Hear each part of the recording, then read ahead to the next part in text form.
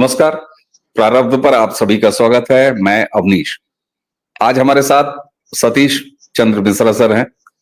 आइए सबसे पहले स्वागत कर लेते हैं सतीश सर का। सतीश जी, बहुत बहुत स्वागत है। नमस्कार प्रारब्ध पर। अवनीश जी नमस्कार, दर्शकों को भी नमस्कार। जी सतीश सर, आज मैं कोई इंट्रो नहीं दूंगा, सीधे आपसे बातचीत करूंगा। इधर लगातार ये देखा जा रहा है 4 जून के बाद जब 18वीं लोकसभा के रिजल्ट आए, उत्तर प्रदेश ने भारतीय जनता पार्टी को एक अच्छा खासा सेटबैक दिया। इसमें कोई दो बात नहीं है। हम आप रिजल्ट वाले दिन भी लगातार बात करते रहे और आपने तमाम उसके विश्लेषण किए, वो भी प्रारंभ पर के माध्यम से जनता के सामने बहुत गंभीर विश्लेषण। लेकिन इधर अखिलेश यादव और मुख्यमंत्री योगी आदित्यनाथ के बीच एक अलग तरह की जुगलबंदी दिख रही है। मैं इसको जुगलबंदी कह रहा हूं सर, लेकिन ऐसा लगता है कि अखिलेश यादव खुद को राष्ट्रीय राजनीति में अनफिट समझ रहे हैं, यानी दिल्ली की राजनीति में अनफिट समझ रहे हैं। वो सांसद भले हो गए, हालांकि अखिलेश यादव की ये पुरानी रवायत है, वो कब सांसद हो जाएं, कब विधायक हो जाएं, कब विधायक रहते हुए सांसद हो जाएं, ये उनका जो एक कंफ्यूजन है वो लगातार बना हुआ है। योगी जी ने पहली बॉल मारी है, या ये कहिए कि पहला हिट किया है। 4 जून के बाद योगी आदित्यनाथ लगातार एक दूसरे फ्लेवर में है, बुलडोजर के लेके अब सुप्रीम कोर्ट भी, हालांकि वो निर्णय अंतिम 17 को आएगा, लेकिन उससे पहले बुलडोजर की कार्रवाई को सुप्रीम कोर्ट ने भी इंडोर्स किया। हाँ सही है, अवैध अगर जो कुछ भी है उस पर हम नहीं बोलेंगे, खैर 17 को फैसला आएगा। लेकिन इस बीच अब जुबानी जंग योगी आदित्यनाथ जी में और अखिलेश यादव में वो बिल्कुल उस तरह से चल रही है जैसे उत्तर प्रदेश की राजनीति में एक मुख्यमंत्री और दूसरा एक भूतपूर्व मुख्यमंत्री, यानी औकातीकरण अखिलेश यादव ने स्वयं कर लिया है अपना। उस सपने जहां राहुल गांधी के साथ पेंचे लड़ा के वो ये सोच रहे थे कि अब तो हिंदुस्तान की राजनीति करेंगे, जैसे उनके पिताजी ने कभी सोचा था, लेकिन अंततः आ गए। अब सर ये बताएं, यहां योगी आदित्यनाथ जी का वर्तमान यह है कि वो उत्तर प्रदेश के मुख्यमंत्री हैं, अखिलेश यादव एक सांसद हैं। एक सांसद उत्तर प्रदेश के मुख्यमंत्री के साथ इस तरीके से जुबानी जमा खर्च कर रहा है, तो क्या ये मान लिया जाए कि अखिलेश यादव ने स्वयं को अब फिर उत्तर प्रदेश में वापस कर लिया है? वापस नहीं कर लिया है अवनीश जी, वापस नहीं कर लिया है। 37 सीटें जीत के आए थे और कायदे से हिंदुस्तान में तीसरी बड़ी पार्टी है संसद के अंदर। पहले नंबर पर भाजपा है, दूसरे नंबर पर कांग्रेस है और तीसरी मिलकर 37 सीटें, इसके अलावा किसी दल की नहीं है। वो डीएमके है मेरे ख्याल से, वो भी 39-37 ऐसे ही वो भी है। तो तीसरी या चौथी सबसे बड़ी पार्टी है देश के सदन में। अगर आप सांसदों की संख्या बल की बात करिए तो अखिलेश यादव वहां पर चौथी सबसे बड़ी पार्टी है। लेकिन एक दूसरा समस्या आ गई है कि वहां पर अभी जो समझिए पूरा सेशन हो गया, बजट सेशन हो गया उसके, तो वहां पर अखिलेश यादव कोई छाप अपनी छोड़ने में सफल कतई नहीं हुए, एकदम असफल आप उनको कह सकते हैं। उनके अलावा सारी महफिल लूट ले गया वो। अगर विपक्ष के खेमे से बात करिए तो राहुल गांधी भले अपनी अराजकता की वजह से, या फिर बच्चे कुछ और लोग थे वो जो तृणमूल कांग्रेस के कुछ लोगों ने बदतमीजी की, तो ये वहां पर भी अनफिट हो गए पूरी तरह से। अखिलेश की ये समझ में आ गया कि मैं यहाँ के लायक नहीं हूँ, मैं यहाँ के लायक नहीं हूँ, और यहाँ पे अगर मुझे रहना है तो चौथे पांचवें नंबर पे बन के मुझको रहना होगा। ये बहुत स्पष्ट समझ में आ गया। तो वो घूम के फिर उन्होंने उत्तर प्रदेश की तरफ अपने आप को घुमाया है।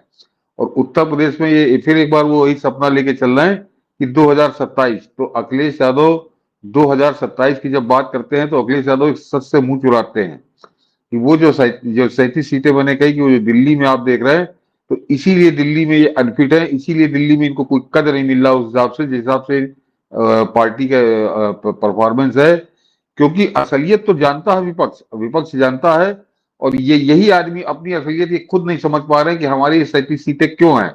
अभी हाल ही में जरा मैं दूसरे तरीके से बात कर रहा हूँ कि ये याद करिए मनीष, अवनीश जी, अभी आपको मुश्किल से 8 या 10 दिन पहले खबर छपी थी अखबारों में, और वो अखबारों में कोई पॉलिटिकल खबर नहीं थी, वो बड़ी दस्तावेजी खबर थी कि 16 सीटें ऐसी चिन्हित की हैं भाजपा ने जहां पर सीटों का 50 से 60 हजार वोटों का हेरफेर है, और वो सारी सीटें 50 हजार से कम से हारी है भाजपा। और उनमें जाहिर सी बात है, वो जो हटाए गए हैं नाम, वो नाम से ही समझ में आ जाता है, या आपको क्षेत्र जहां पे वहां समझ में आ जाता है कि वो कमोवेश वो भाजपा के ही वोटर है। और उसमें जो सबसे बड़ी हेरा फेरी पकड़ी गई है, वो ये पकड़ी गई है कि वो जो चुनाव आयोग ही देता है उस वोटर सीट को, जिसमें वो वोटर लिस्ट होती है, तो उसमें जो पार्टी को जो वोटर लिस्ट दी गई वो, और जो चुनाव के वहां पोलिंग बूथ पे पहुंची वोटर लिस्ट, दोनों में 50-60 हजार वोटों का अंतर है हर सीट पर। और ये 16 सीटें ऐसी चिन्हित की है भाजपा ने।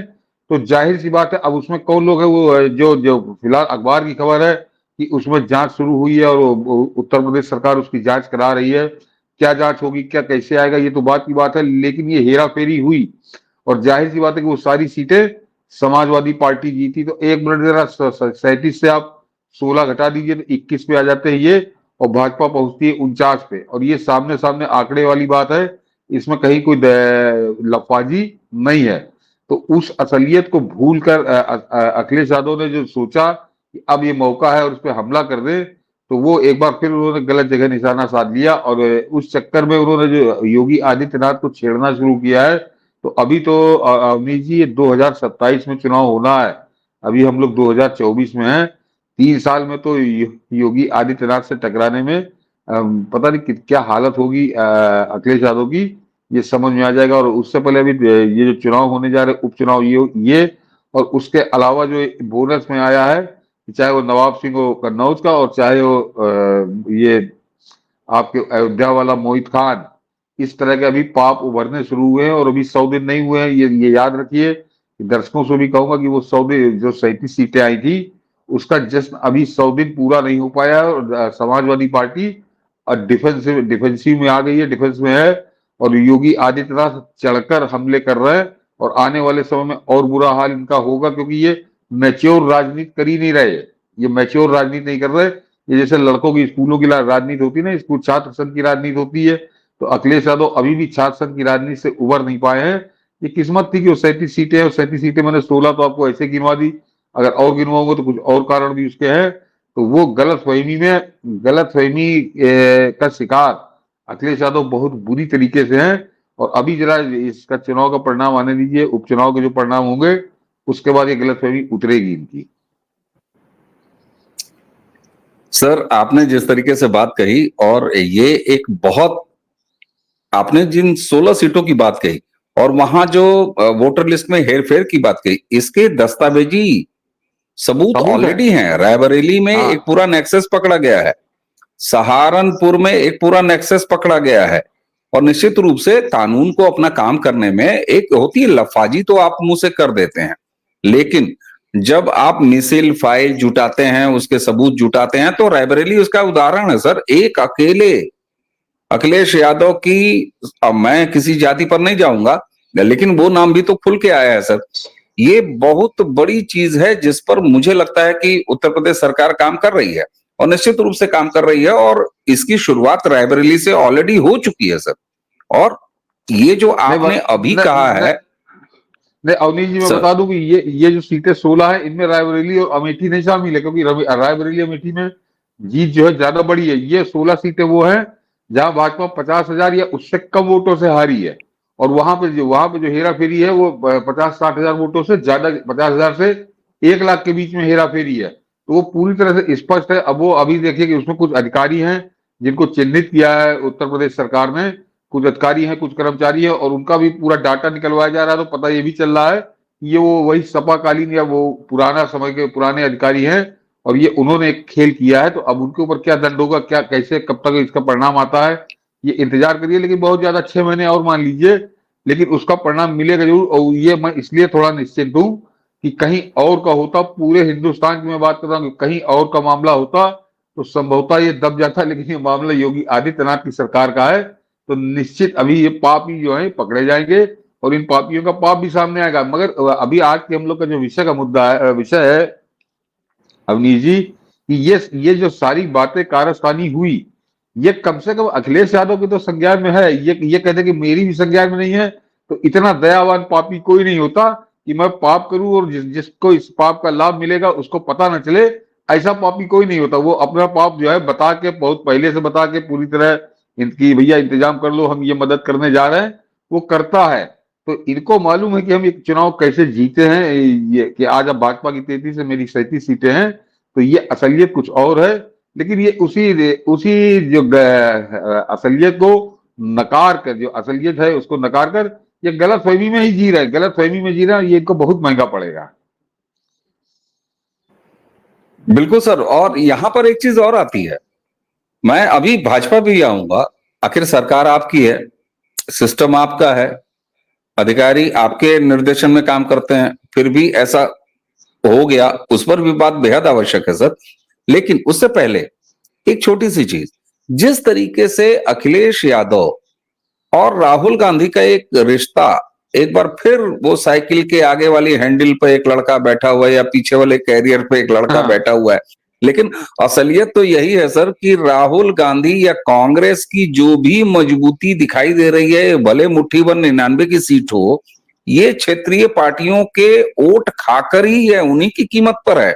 यहां कहीं ऐसा तो नहीं है कि अखिलेश यादव को ये बात थोड़े थोड़े समझ में आ गई है कि भैया राष्ट्रीय राजनीति में हमारी कोई जगह है नहीं, ना हमारे बापू की थी, ना हमारी कोई जगह होनी है, हमारी जो कुछ भी जमीन बची है वो उत्तर प्रदेश में बची है। ऐसे में अगर राहुल गांधी उसी मुस्लिम यादव और दिस दैट समीकरण को उठा के पटक लेंगे अपने में, तो हमारा क्या होगा?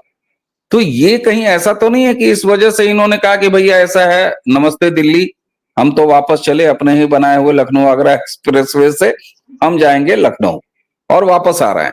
तो ये राहुल गांधी या सो कॉल्ड इंडी अलायंस से एक दूरी भी दिखाई दे रही है कि अखिलेश यादव अब अपनी बिसात समझ गए सर। नहीं नहीं नहीं, अखिलेश यादव दूरी कतई नहीं बनाएंगे। और अखिलेश यादव, मैं आज कह रहा हूँ, अभी तो समझिए 24 या 27 में चुनाव होना है, 3 साल अभी बाकी है, 2.5 साल मान लीजिए कि अखिलेश यादव कांग्रेस के साथ ही चुनाव यहाँ पे लड़ेंगे उत्तर प्रदेश में। उसका कारण है जो सबसे बड़ा, वो कारण यह है कि मुसलमान वोट, वो कांग्रेस का यहाँ कुछ नहीं है। कांग्रेस अभी 6 सीटें पाई है, ये कोई बहुत बड़ा तीर नहीं मार दिया है। अभी मैं बताऊंगा ये भी एक गलत फहमी का शिकार कैसे कांग्रेस है कि केवल केवल मुस्लिम वोट जो है, अगर कांग्रेस अलग होकर लड़ती है और कांग्रेस कहीं 4-5% मुस्लिम वोट ले जाती है, तो समाजवादी पार्टी का तो पूरा भट्टा बैठ जाएगा जो उन्होंने सजाया है पूरा अपना दरबार।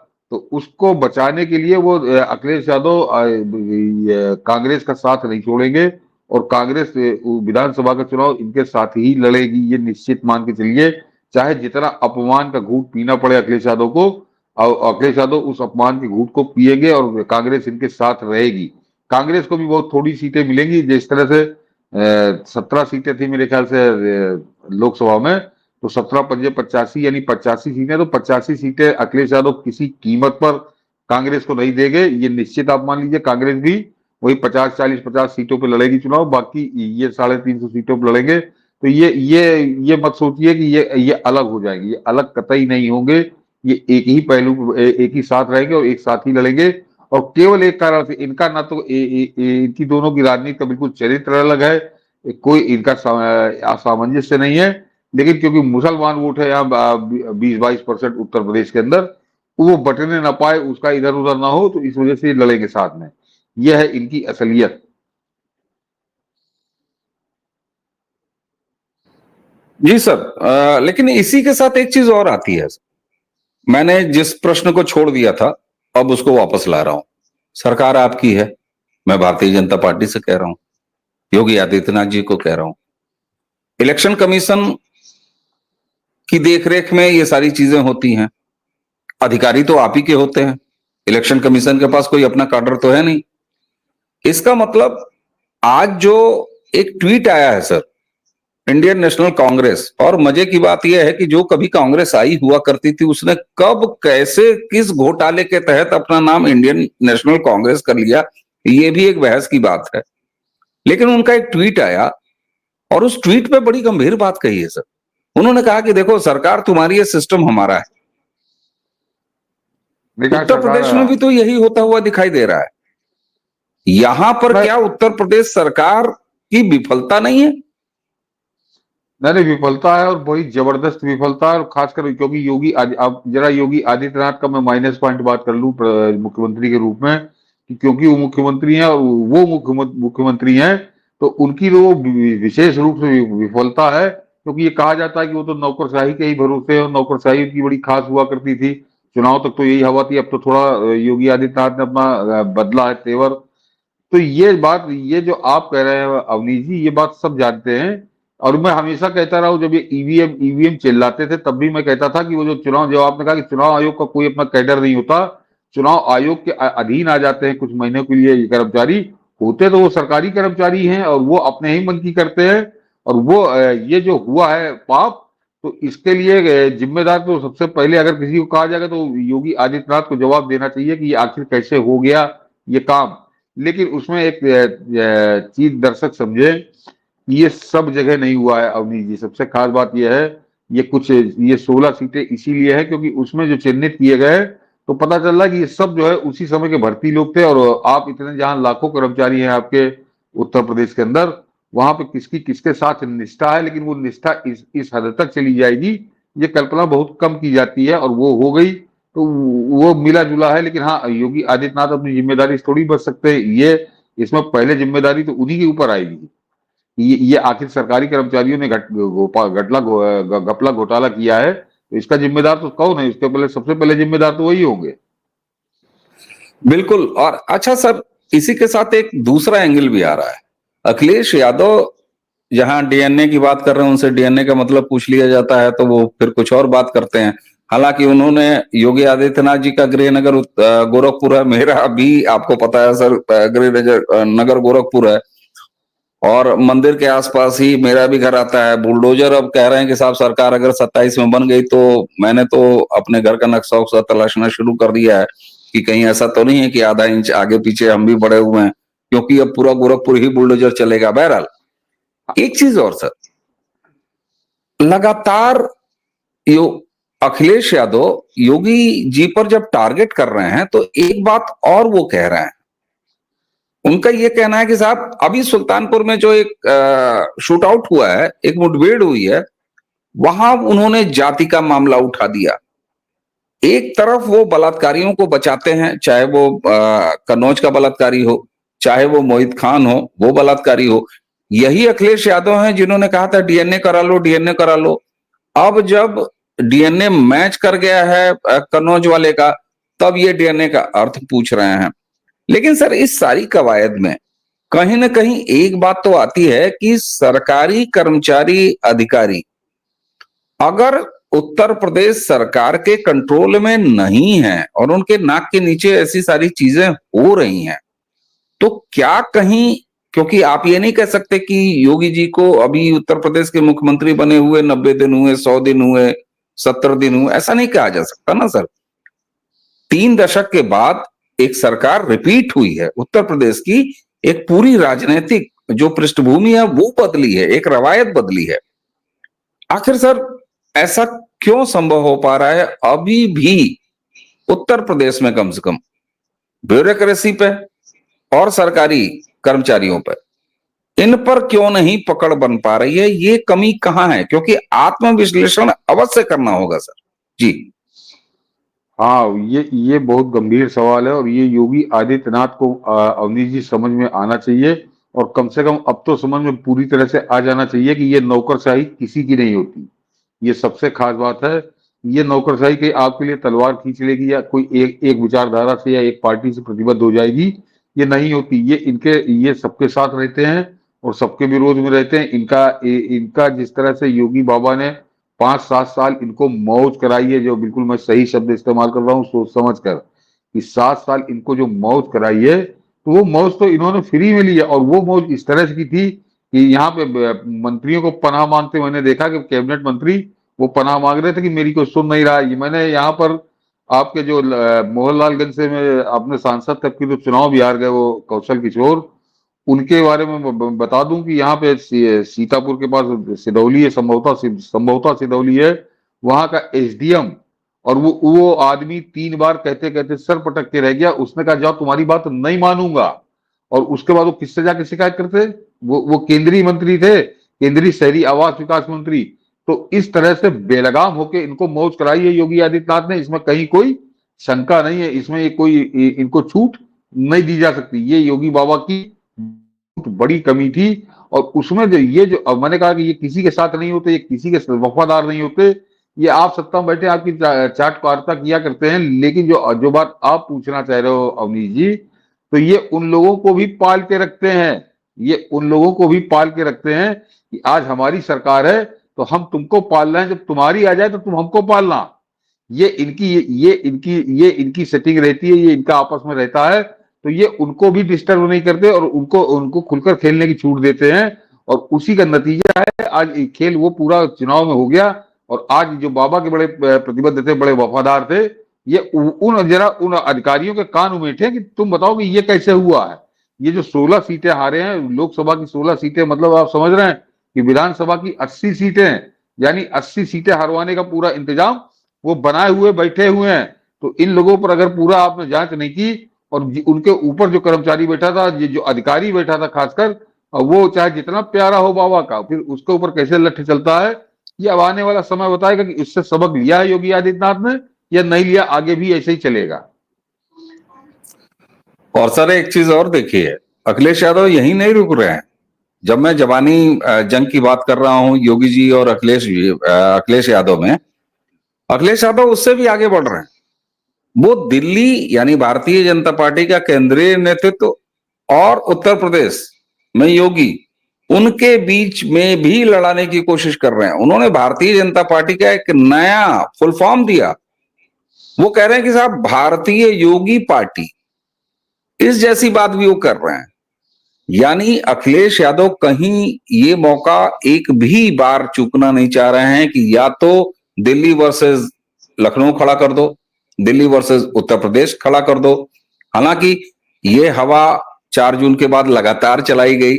और साहब एक चीज तो है सर, मैंने ये नोटिस किया है, आप भी आपके सानिध्य में नोटिस किया है कि योगी आदित्यनाथ जिस दिन शपथ लिए 2017 में मुख्यमंत्री पद की, उसी दिन से ये एजेंडा चालू है। हर 3 महीने बाद चंडू खाने से ये खबर उड़ा दी जाती थी। हम सब लखनऊ के प्रदेश की राजधानी में रहने वाले जानते हैं कि साहब योगी आदित्यनाथ जी जुलाई में हटा दिए जाएंगे, फिर उसके बाद मतलब महीना, तारीख, ये सारी चीजें। दरअसल अखिलेश यादव कंफ्यूज्ड हैं, या उनको ये पता चल गया है कि योगी सरकार का फ्यूज कहां पे है जिसको उड़ाना है। हाँ, ये भी आपने बड़ा गंभीर सवाल किया अवनीश जी। और ये इस सवाल को जरा गंभीरता से समझिए कि जैसे आपने कहा कि 17 में योगी आदित्यनाथ ने शपथ ली, उसके हर 3-4 महीने बाद यही खबर उड़ती रही। 2021 में बहुत बुरी तरीके से उड़ी, फिर उसके बाद अभी चुनाव के बाद कैसे क्या स्थितियां आ गई थी सबने देखा है। तो ऐसा नहीं कि उन हवाओं में वो जो अफवाह उड़ती थी उनमें उनका कोई सिर पैर नहीं होता था, उनमें भी कुछ जान होती थी। वो कैसे टला क्या हुआ वो एक अलग मुद्दा है। लेकिन मैं अखिलेश यादव को कतई वजन देने के मूड में हूं ही नहीं। और वो सच है, जो मैं बड़ा अजीब सी बात कहूंगा, लोग कहेंगे 37 सीटें आप कह रहे हो वजन नहीं दूंगा, मैं बिल्कुल वजन नहीं दूंगा, ये फ्रॉड का था। और अब आता हूं अवनीश जी बड़े महत्वपूर्ण पे, कि जो आप अफवाह उड़ाने वाले लोग थे, जिन्होंने अफवाहों को जन्म दिया, जिन्होंने अफवाहों को हवा दी, जिन्होंने अफवाहों को सच बनाने की कोशिश की, वो भी भाजपा के ही अंदर बैठे हुए लोग हैं। उनकी भी बड़ी कृपा रही अखिलेश यादव की इन 37 सीटों में, उन 37 सीटों में उनकी भी बड़ी कृपा है। तो ये कृपा और फफराड ये सारे मिला मिलू के ये 37 सीटें हुई है। अन्यथा अखिलेश यादव ने अभी तक एक भी बयान ऐसा नहीं आया अखिलेश यादव का जो जिसको देखकर मुझे लगे कि हाँ ये विपक्ष है और विपक्ष ऐसा होना चाहिए, या ऐसा गंभीरता विपक्ष के अंदर है। और मैं बता दूं, जैसे विपक्ष में आजीवन रहे चंद्रशेखर, अगर आप वो उनका 8-9 महीना छोड़ दीजिए जो प्रधानमंत्री बने थे, लेकिन मैं चंद्रशेखर जी का आज भी बड़े सम्मान के साथ देखता सुनता हूं उनको। क्योंकि उसकी वजह है कि चंद्रशेखर जो खड़े होते थे, वो जो बोलते थे तो धारा प्रवाह बोलते थे, और आपको लगता था कि इनको सुनो तो कुछ ज्ञान मिलेगा, कुछ अर्जित होगा आपको। अखिलेश यादव ने 1 सेकंड के लिए भी अभी तक, मैं इस चुनाव के बाद की बात कर रहा हूं, पिछले 90 दिन हो रहे समझिए आज, कि वो उस तरह का कोई छाप अखिलेश यादव ने नहीं छोड़ी। तो अखिलेश यादव ने कोई कारनामा कर दिया या कोई बड़ा राजनीतिक करिश्मा करके दिखा दिया या उनकी वजह से कोई ऐसी सीटें हो गई, तो कतई नहीं हुई। मैंने एक तो फ्रॉड गिनाया जो आपको, तो 16 सीटें पकड़ी गई हैं, और दूसरे वो जो अफवाह के जनक थे, अफवाह अफवाह को सच बनाने की कोशिश कर रहे थे, वो भी भाजपा के ही अंदर थे, तो वो सफल नहीं हो पाए। लेकिन उनकी कृपा बहुत हुई अखिलेश यादव पे, तो आप 15-20 सीटें उनकी भी मानिए, उनकी भी हैं 15-20 सीटें, उनकी बदौलत आई हैं। तो अखिलेश यादव तो 37 सीटें हैं, ये घुमा फिरा के वही 10-15 सीटों पर रुकने वाले व्यक्ति, और उसको जब 37 सीटों का तोहफा मिला है, तो वो अपने होश हवास खो के कोई भी तार्किक बात, तथ्यात्मक बात जिस पर मुख्यमंत्री योगी आदित्यनाथ को घेरा जा सके, वो कर ही नहीं रहा। वो व्यक्ति वो कतई इस बात पे नहीं है, वो केवल अब हवा में चल रहे हैं। लेकिन हवा ज्यादा दिन नहीं चलती, और खासकर राजनीति में तो बिल्कुल नहीं चलती। ज्यादा से ज्यादा, और मैंने कहा उपचुनाव आ जाने दीजिए, काम खत्म। उसके बाद आपको इनको समझ में आएगा कि किस गलतफहमी में जी रहे हैं। अब वो 37 सीटें तो रहेंगी हमेशा। बिल्कुल सर। और एक चीज और भी है सर, ये अभी उपचुनाव का माहौल बना हुआ है, 10 सीटों पर उपचुनाव होने हैं। हालांकि उस पर आप देखिए तो 6 सीटें और 5 सीटों का ये आंकड़ा है। अगर गठबंधन को मिला लिया जाए, यानी एनडीए को मिला लिया जाए, तो यहां पर बहुत सारी चीजें ऐसी हैं कि जो बचती नहीं है। लेकिन अखिलेश यादव जिस तरह से दिल्ली छोड़ के लखनऊ भागे हैं, सर मैं ऐसे कह रहा हूं, दिल्ली छोड़ के ये जो लखनऊ भागे हैं, और अब योगी बाबा के बुलडोजर के ठीक ऊपर बैठ के और कोशिश कर रहे हैं कि कुछ बुलडोजर के साथ हमारी भी छवि बने। यानी बुलडोजर एक्शन को अखिलेश यादव ने समझ लिया है। नहीं, बुलडोजर एक्शन को नहीं समझ गया। मैंने कहा ये आदमी विचारहीन है, तथ्यहीन है। इसके बाद कोई न तो कोई विचार है, ना कोई तथ्य है, ना कोई तर्क है। ये आदमी हवा की राजनीति कर रहा है, सिर्फ हवा की राजनीति कर रहा है। जरा गौर करिए अवनीश जी, ये योगी आदित्यनाथ को किसी भी मुद्दे पर घेर नहीं पाया ये व्यक्ति अभी तक। और ये आप 3 महीने या 100 दिन, आप मान लीजिए कि 100 दिन हो गए इस आदमी को जीते हुए, एक भी कोई ऐसा मुद्दा है जिसमें ये योगी आदित्यनाथ को गले में खड़ा कर पाया हो, या उनसे कोई ऐसा सवाल इसने किया हो जो वो ना दे पा रहे हो। और ये जो बुलडोजर वाली बात है, ये अब आइए, बुलडोजर जो आपका मेन सवाल है, वो सवाल ये है कि ये व्यक्ति अपने पैर में इतनी ज्यादा कुल्हाड़ियां मार रहा है, कुल्हाड़ी नहीं मार रहा, कुल्हाड़ियां मार रहा है ये व्यक्ति। आने वाला समय इसको बताएगा। जरा गौर करिए, ये बुलडोजर का विरोध ये मतलब आत्मघाती है। और उत्तर प्रदेश में आप अगर आम आदमी से बात करिए, तो कोई व्यक्ति आपको ऐसा नहीं मिलेगा जो ये कह रहा हो कि बुलडोजर गलत चल रहा है, या योगी आदित्यनाथ को बुलडोजर नहीं चलाना चाहिए। करीब करीब 80%, वो 20% का तो मैं मानते नहीं, छोटा पजामा बड़ा कुर्ता, वो तो उसको विरोध करना ही करना है। बाकी 80% में 1% नहीं मिलेगा। जिन यादवों की बात करता है, जरा उन यादवों से भी जाकर अगर बात कर लीजिए, तो वो भी कहेंगे कि हाँ, बुलडोजर ठीक चल रहा है। तो ये स्थिति तो असलियत ये है, और ये आदमी बुलडोजर का विरोध कर रहा है।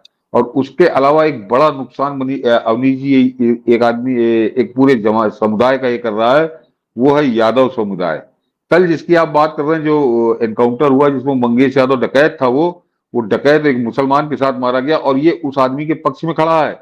नवाब सिंह यादव जो बलात्कारी है, उस आदमी के पक्ष में खड़ा है। तो आज के दौर में ये संचार क्रांति का दौर है। हर आदमी उत्तर प्रदेश का ये देख रहा है कि अगर इनको जिता दिया तो ये कैसे लोगों के पक्ष में खड़े होंगे। ये नवाब सिंह यादव के पक्ष में खड़े होंगे, ये मोहित खान के पक्ष में खड़े होंगे, ये मंगेश यादव के पक्ष में खड़े होंगे। और ये अपने हिसाब से तो इनको लग रहा है कि हम बड़ा अपना वोट बैंक ठीक कर रहे हैं। लेकिन आने वाले समय में जिस समय जनता के सामने जाएंगे, तो बहुत बुरी स्थिति इनकी होगी। बिल्कुल सर। और यहां पर यह साफ हो जाता है कि अखिलेश यादव अगर दिल्ली छोड़ के लखनऊ भागे हैं, तो वो न लखनऊ के होने वाले हैं, और ना ही उनका कोई ठिकाना दिल्ली में बनने वाला है। एक चीज सर मैं बताऊं, आप जानते हैं, मैं नाम नहीं लूंगा, एक बड़े संपादक हैं यहीं लखनऊ के, उन्होंने एक बड़ी सटीक बात कही थी। मेरे रिश्ते में आते हैं, आप जानते हैं सर। उन्होंने एक बड़ी सटीक बात कही थी। वो मुलायम सिंह के बड़े नजदीकी हुआ करते थे। उन्होंने एक बात कही थी, जब मुलायम सिंह यादव ने अपना पूरी कवायद करने के बाद और अखिलेश यादव को 2012 में हीरो बना के सड़क पर निकाला, पूर्ण बहुमत की सरकार आई, तो उन्होंने एक बात कही थी कि एक पिता अच्छी तरह जानता है कि उसके पुत्र की बिसात क्या है। और मुलायम सिंह ने अपनी पूरी ताकत लगा के अखिलेश को राजनीतिक रूप से जो देना था वो दे दिया है। दे दिया। और उन्होंने ये कहा था कि यही पहली और अंतिम उपलब्धि है अखिलेश यादव की। बिल्कुल सही, बिल्कुल सच है। और मैं जो इतनी देर से हम लोग की बात हो रही है, जो मैं कह रहा हूं, मैं यही कहना चाह रहा हूं कि वो मुख्यमंत्री बनने के बाद ये 37, देखिए 37 सीटें बहुत बड़ी राजनीतिक उपलब्धि होती है अगर कोई राजनेता होता। ये राजनेता ये व्यक्ति है ही नहीं, ये राजनेता ये व्यक्ति है ही नहीं, ना इसके इर्द गिर्द कोई राजनेता। जरा गौर करिए, मैं अक्सर कहता हूं, अपने साथियों से भी कहता हूं, संभवतः आपसे भी मैंने कहीं कभी जिक्र किया होगा कि मुलायम सिंह यादव पे आरोप तो बहुत लगते हैं, लेकिन मुलायम सिंह यादव के इन्हें इर्द गिर्द अपने एक जो बुद्धिजीवियों का या बुद्धिजीवी राजनेताओं का जो आभा मंडल तैयार किया था वो अद्भुत था। वो किसी के पास नहीं था, ना मायावती के पास था, ना भाजपाइयों के पास था, न कांग्रेसियों के पास था। कांग्रेस के पास किसी समय हुआ करता था, उसको छोड़ दीजिए, 40-50 साल पहले कोई पुरानी किस्सा छोड़ दीजिए। वैसे आप जरा जो मुलायम सिंह के साथी थे, कपिल देव सिंह, भगवती सिंह, मधुकर दिघे, ये एक लंबी कतार थी उन लोगों की, और वो लोग सब साथ होते थे और उन्हीं का श्रेय होता था। और उसके अलावा आप कवियों का कविता का शौक था मुलायम सिंह यादव को, कवियों भी उन्होंने अपने इर्द गिर्द जो इकट्ठे किए थे, चाहे वो सोम ठाकुर हो, चाहे वो आपके नीरज हो, उदय प्रताप सिंह तो खैर उनके यहाँ सांसद ही थे। तो इस तरह के लोग उनके अगल बगल होते थे, और वो केवल दिखावे के लिए नहीं होते थे। उसका मैं एक उदाहरण दे दूं दर्शकों को, आपकी समझ में आ जाएगा कि जिस समय उसने मुनव्वर राणा ने वो अवार्ड वापसी की थी, और ग्वालियर के एक सम्मेलन में मुनव्वर राणा का आमना सामना नीरज से हो गया था, तो नीरज ने मंच पे इतनी बुरी तरह धुतकारा था मुनव्वर राणा को, और उसी अवार्ड वापसी को लेकर धुतकारा था कि वो मुनव्वर राणा यहाँ उस समय उर्दू अकेडमी का संभवतः अध्यक्ष था, उर्दू अकेडमी का था या किसी ऐसी संस्था का मुलायम सिंह ने अध्यक्ष बना रखा था मुनव्वर राणा को। वो यहाँ आकर बड़ा बिफरा, ये है वो है, और नीरज को हटाओ, क्योंकि नीरज उस समय हिंदी संस्थान के संभवतः अध्यक्ष थे, और फिल्म फिल्म उसके जो फिल्म बंधु बनाया था, फिल्म बंधु के वो अध्यक्ष थे। तो मुलायम सिंह ने कहा कि उनको भी रहने दो, तुम भी रहो, तुम ये सब मत करो। लेकिन वो जो इस बात पे आ गया कि या तो मैं रहूंगा या वो रहूंगा, तो फिर मुलायम सिंह ने कहा था तुम अपना इस्तीफा दे दो, नीरज तो रहेंगे, तुम नहीं रहोगे। और उसको बाहर हो गए थे। जरा मैं कहूंगा इतिहास देख रहे लोग जाके, तो मुलायम सिंह यादव अपने इर्द गिर्द बुद्धिजीवियों को इस तरह से रखते थे, उनका सम्मान बरकरार करके रखते थे, केवल फोटो खिंचाने के लिए नहीं रखते थे। और आज की तारीख में न तो फोटो खिंचाने के लिए, न सम्मान बरकरार रखने के लिए, मुझको एक भी ऐसा व्यक्ति नाम बताइए, मैं आपको चैलेंज कर रहा हूं अवनीश जी, कि मुझको मैं जो मुलायम सिंह के पास कम से कम 50 ऐसे लोग थे राजनीतिक या साहित्यिक क्षेत्र के, उनमें से उन जैसा एक भी अगर मुलायम सिंह अखिलेश यादव के पास हो तो बताइए। नहीं है, नहीं है। तो वो पिता जो है अपने पुत्र को एक उपलब्धि दे के गया था, उस उपलब्धि से 1 इंच आगे ये नहीं बढ़ पाए। मैंने कहा 37 सीटें भी हैं, ये दिखावे की हैं, और इसकी कलाई खुल जाएगी। बिल्कुल सर। और मैं एक संस्कृति कर्मी होने के बावजूद भी आपसे हाथ जोड़ के माफी मांग रहा हूं, मैं एक भी ऐसे व्यक्ति का नाम नहीं ले सकता जो अखिलेश यादव के आसपास हो और जिसको कला, संस्कृति या साहित्य की थोड़ी बहुत भी समझ हो। वो तो साहब छोड़ दीजिए। हाँ, मैं कह रहा बिल्कुल सर। हूँ जो सफाई देख रहे हूँ वो कोई बता दे कि मैं उन लोगों से तुलना कर रहा हूँ जो मुलायम सिंह यादव के इर्द गिर्द थे, और मैं एक आदमी से तुलना नहीं कर रहा हूँ। मैं कह रहा हूँ मुलायम सिंह के ऐसे 50 नाम थे, जैसा एक नाम आज भी अखिलेश यादव के पास नहीं है। जो भी हैं वो छात्र संघ के चौथे पांचवे के, कोई जिस दौर के वो छात्र नेता है उस दौर में, क्योंकि मैंने भी छात्र राजनीति देखी है तो मैं जानता हूँ चौथे पांचवे ग्रेड के वो छात्र नेता हुआ करते थे, और भैया जिंदाबाद करके वो बन गए। तो इस तरह से आप राजनीति में ज्यादा दिन टिक नहीं सकते, क्योंकि मुलायम सिंह की विरासत ऐसी है, इतनी बड़ी विरासत है कि वो जाएगी कहाँ, तो वो रहेगी, चलती रहेगी, वो इसी तरह चलती रहेगी जैसे चल रही है। बिल्कुल सर। और यहाँ पर वो बात तथ्यात्मक रूप से इस सारी चर्चा के अंत में आते आते बिल्कुल साबित हो जाती है, और सहज ढंग से साबित हो जाती है, जब हम ये कह रहे हैं कि ये दिल्ली में तो इनकी कोई बिसात है नहीं, इनको समझ में आ गया, ये भागे उत्तर प्रदेश। जैसे वो कविता है ना कि गांव गया था गांव से भागा, तो ये दिल्ली गए थे, दिल्ली से भागे, और दिल्ली से भाग के अब लखनऊ में आए हैं। और यहां भी नरेंद्र मोदी के सामने अगर अंतिम रूप से राहुल गांधी के पीछे का पूरा कबाल जुटा लीजिए, सोरस गैंग और इंटरनेशनल गैंग सारा जुटा लीजिए, तो अंतिम उपलब्धि यही है कि तीसरी बार हार के वो आदमी बैठा हुआ है अपने पूरे गिरोह के साथ, नरेंद्र मोदी के साथ। और वहां से अगर खुद को विड्रॉ करके अखिलेश यादव लखनऊ ले आते हैं, तो यहां भी उनकी कोई बिसात नहीं है। यानी जो नरेंद्र मोदी से हारा वो उत्तर प्रदेश तक वापस आके धक्के खाते हुए आपने कहा कि फ्रॉड की जीत है जो भी सीटें हैं, और इन 16 सीटों की पहचान हो चुकी है, जिसकी रायबरेली से शुरुआत हो चुकी है। सर, ये तथ्यात्मक है और ये चीजें भी बहुत जल्दी सामने आएंगी। तो ये अब स्पष्ट रूप से मान लिया जाना चाहिए कि नरेंद्र मोदी के सामने तो लड़ने की बिसात तुम्हारी थी ही नहीं, इंक्लूडिंग राहुल गांधी। अगर तुम लखनऊ आए हो तो यहां भी तुम्हें कोई ठिकाना मिलने वाला नहीं है, ये स्थापित हो चुका है। नहीं, स्थापित हो चुका है। योगी आदित्यनाथ से अखिलेश यादव 6 चुनाव हारे हैं अवनीश जी। मैं 6 चुनाव कह रहा हूं, जिसको कोई कभी लिखता नहीं, कोई बोलता नहीं है। 2 लोकसभा के चुनाव, 2 विधानसभा के चुनाव और 2 स्थानीय निकाय के चुनाव, और बहुत बुरी तरीके से हारे। ऐसा भी नहीं कि कोई बड़े कांटे की लड़ाई में हारे हैं। तो 6 चुनाव तुम हारे हो, ये 7वां चुनाव, इसकी तो इसकी कहानी अलग है। जरा आएगा सामने, खुलकर और भी और आ जाएगा सामने। बिल्कुल। तो दर्शकों, आदरणीय सतीश सर के साथ तो लगता ही नहीं है कि कब रुकूं, लेकिन समय की मर्यादा है और सर की भी अपनी व्यस्तताएं हैं। सर, जिस तरीके से अखिलेश यादव वही दिल्ली गया था, दिल्ली से भागा हाँ, और यहां आए, अब तो सैफई से लेके वहां भी जाओगे, अगर कन्नौज जाओगे तो नवाब सिंह मिलेगा, अगर अयोध्या जाओगे उस अवधेश को जिसको तुमने अयोध्या का राजा बना के घुमाया, उसके ठीक नीचे मोहित खान तुमको मिलेगा, और तुम रेपिस्टो के साथ खड़े होगे। तुम उन्हीं के साथ खड़े होगे जहां तुम्हें खड़ा होना चाहिए। बहुत सारे लोग इस सवाल से चौंकेंगे कि नहीं, उन्हें वहां क्यों खड़ा होना है, रेपिस्टो के साथ क्यों है? अरे भाई, वो रेपिस्टो के साथ ही खड़े होंगे, यही उनका प्रारब्ध है। सर, आपने प्रारब्ध को समय दिया, आपका बहुत बहुत धन्यवाद। और दर्शकों, हमें उम्मीद है कि सतीश सर के सानिध्य में जो भी आज की चर्चा हुई वो आप तक अपनी पूरी शिद्दत के साथ पहुंची होगी। सतीश सर और हमें दोनों को आज्ञा दीजिए। नमस्कार।